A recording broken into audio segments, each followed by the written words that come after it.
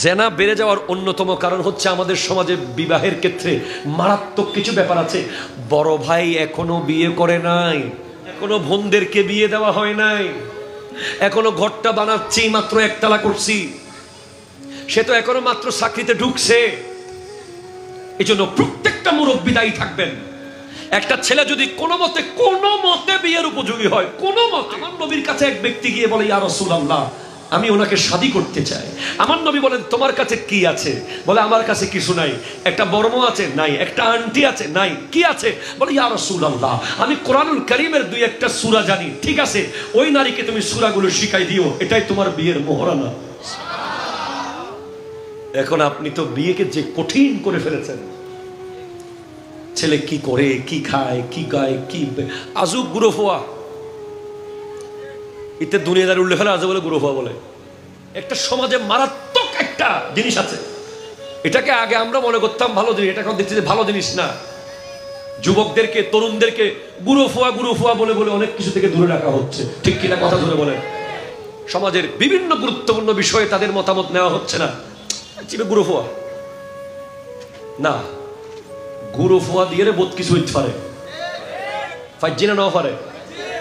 সুতরাং ছোট বাচ্চা বলে বলে অন্য সব কিছু থেকে দূরে রাখতে পারবেন, কিন্তু ব্যভিচার থেকে দূরে রাখতে হলে তাকে দ্রুত শাদী করিয়ে দিতে হবে। দায়িত্ব আপনার। ঠিক কিনা বলেন? অনেক ছেলে আছে বিয়ের উপযোগী হয়েছে, বাপ মার কোনো খবর নেই। কে একটা বলছিল একবার, কোথায় জানি দেখছিলাম, আব্বা আমার একটা বিয়ে করাই দেন না।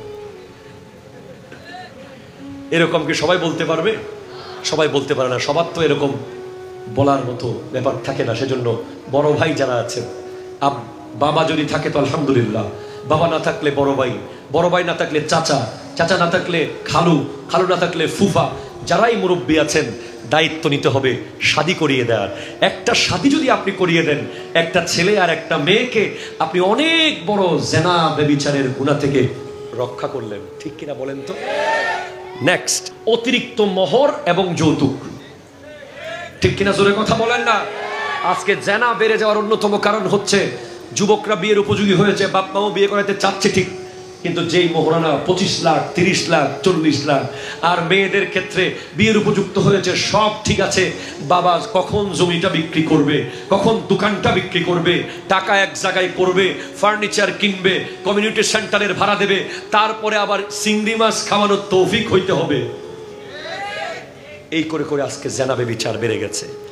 এরপরে গুরুত্বপূর্ণ হচ্ছে নোংরা গান। কি বলেন না, কি বলেন না? নোংরা গান, বিশ্রী গান। আমাদের বিভিন্ন মিডিয়াতে আমরা দেখি, বিভিন্ন অনুষ্ঠানগুলোর মধ্যে খুব বিশ্রী, খুব বাজে শব্দওয়ালা গান ব্যবহার করা হয়, যে গানগুলোর মধ্যে কোনো মেসেজ নাই, যে গানগুলো জেনা ব্যভিচারকে উৎসাহিত করে, এমন গান বন্ধ করতে হবে। ঠিক কিনা কথা জোরে বলেন? যেখানে এমন গান দেখবেন সেখানে প্রতিবাদ করবেন, ওই শিল্পীকে নামিয়ে দেবেন, প্রয়োজনে আলেম ওলামাকে সাথে নিয়ে ওই জায়গায় দাঁড়িয়ে কোরআনের মাহফিল দিতে হবে। ঠিক কিনা কথা বলেন? নোংরা গান। এরপরে জেনা ব্যভিচার বেড়ে যাওয়ার আরেকটা কারণ হচ্ছে নোংরা সিনেমার পোস্টার। ঠিক কিনা জোরে কথা বলেন? বিভিন্ন জায়গায় নোংরা সিনেমার পোস্টার দেখলে সেটার বিরুদ্ধে প্রতিবাদ করবেন। এরপরে গুরুত্বপূর্ণ যে পয়েন্টটি খুবই ইম্পর্টেন্ট, সেটা হলো ইমানের দুর্বলতা। কিসের দুর্বলতা? ইমানের দুর্বলতা। ইমান যদি ঠিক থাকে, আল্লাহকে যদি পরিপূর্ণভাবে ভয় পান, মুত্তাকি যদি হতে পারেন, সব সময় যদি মনে করতে পারেন আল্লাহ তো আমাকে দেখছে, ঠিক কিনা বলেন না, তখন কখনো জেনা ব্যভিচার, অন্যায়, অত্যাচার করার সুযোগ নাই। আমাদের মূল দায়িত্ব হলো ইমান মজবুত করা এবং নৈতিক শিক্ষা গ্রহণ করা। তাহলে সেটা কোথায় শিখবো আমরা? প্রত্যেকটা প্রাইমারি স্কুলে, প্রত্যেকটা কলেজে, প্রত্যেকটা ইউনিভার্সিটিতে, বিশেষ করে ক্লাস 1 থেকে 5 পর্যন্ত যে বইগুলো আমাদের স্কুল মাদ্রাসায় আছে, ওখানে ইমান, নৈতিকতার শিক্ষা দেওয়া বাধ্যগত করতে হবে। জোরে কথা বলেন, ঠিক কিনা? এরপরে আপনার সন্তানকে ব্যাড টাচ ইম্পর্টেন্ট।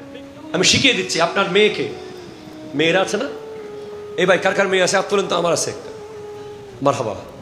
যাদের মেয়ে আছে তার ঘরে জান্নাত আছে। এটা জন্য বলেন না সুবহানাল্লাহ। মেয়েকে আপনি বসিয়ে ব্যাড টাচ, রং টাচ কোনটা বুঝিয়ে দিবেন। তাকে বলবেন তোমার ঠোঁটে কেউ টাচ করলে তুমি প্রতিবাদ করবে, তোমার শরীরের বিভিন্ন অঙ্গে। তার মা তাকে শিখিয়ে দিবে সেটা ব্যাড টাচ কোনটা, সে তাকে শিখিয়ে দিতে হবে। যেখানে যে কেউ টাচ করলে তুমি সাথে সাথে চিৎকার করবে, চেঁচামেচি করবে, প্রতিবাদ করবে। গুড টাচ, মাথায় মাথায় হাত দেওয়া গুড টাচ হতে পারে। হ্যাঁ, এর বাইরে অন্য কোথাও টাচ করা যাবে না। সেটা আপনার মেয়েকে আপনি ক্লাস করাবেন বাসায় বসে বসে। এগুলো অনেক অনেক পরিবার আছে এগুলো বলে না, লজ্জায় বলে না, শেখায় না। পরে ওই মেয়ে কোথাও বেড়াতে গেলে, কোনো জায়গায় গেলে সে ব্যাড টাচের শিকার হয়। কোনটা ব্যাড টাচ, কোনটা গুড টাচ। একটা মেয়েকে যে কোনো বাবা ভাই বোন, বাবা ভাই টিচার তা অথবা তার কোনো আত্মীয় স্বজনের পুরুষরা মুরব্বী হলে সর্বোচ্চ মাথায় টাচ করতে পারে, মাথায়। এর বাইরে অন্য কোথাও যদি টাচ করে সে যেন প্রতিবাদ করে সাথে সাথে। এটা পরিবারের শিক্ষা দিতে হবে, ঠিক না? প্রত্যেক মায়ের উচিত তার বাচ্চাকে এটা শিখিয়ে দেওয়া ছোটবেলা থেকে। আল্লাহ বুঝার তৌফিক দান করুন।